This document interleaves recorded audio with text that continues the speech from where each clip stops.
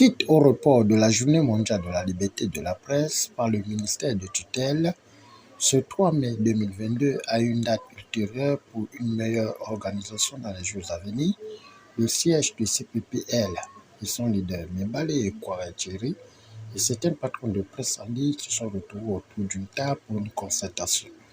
Nous avons renommé du président intérimaire de la haute autorité de la communication et nous allons également remettre ce mémo au ministre de l'économie,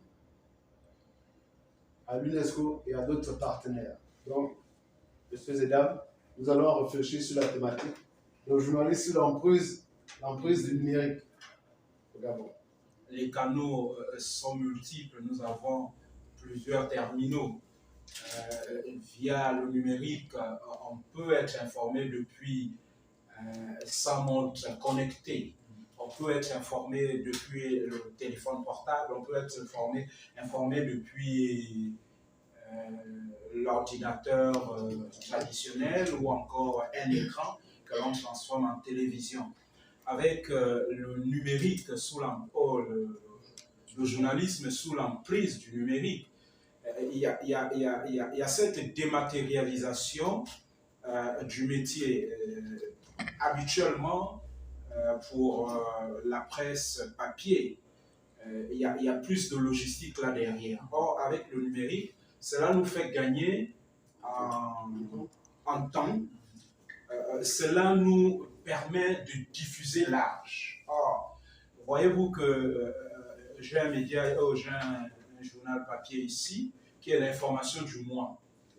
Si je dois informer les gens qui sont à Makoko ou qui sont à Okonja, voyez-vous que cela va me nécessiter une certaine logistique. Or, depuis même mon terminal qui est le téléphone portable, si je sais comment le paramétrer, comme si j'étais sur un ordinateur classique, à partir de ce moment, je peux informer celui qui est au Okonja s'il est connecté, celui qui est à Makongolio s'il a la connexion. Le numérique sous l'emprise, le journalisme sous l'emprise du numérique permet de diffuser large. Votre site internet est bien conçu par un professionnel, par un expert.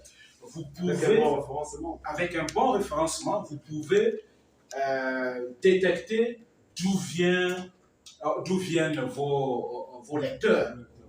Vous savez les articles qui ont le plus été lus. Vous voyez? Et puis, à mesure que vous diffusez l'information, vous allez savoir un peu quelles sont les rubriques qui attirent le plus de lecteurs chez vous. Cette journée, quelle a été une belle journée pour nous, c'est parce qu'elle nous a permis de commémorer, c'est-à-dire se souvenir de l'essentiel de notre métier, qui est d'informer, éduquer et de distraire, d'une part, mais aussi de penser profondément notre métier, l'avenir de notre métier, qui est en train de connaître des changements au niveau organisationnel, au niveau structurel également. C'est parce que le numérique, par exemple, a un matériel spécifique qui n'a rien à voir avec ce qu'on utilisait il y a des années. Donc, c'est une révolution pour certains et une évolution pour d'autres. Cette journée nous a également permis de projeter l'avenir de notre métier. Après des échanges interactifs entre patrons de presse, le rideau est tombé autour d'un partage de pot, suivi d'une photo de famille, signe de convergence des forces pour la sauvegarde du métier de la presse.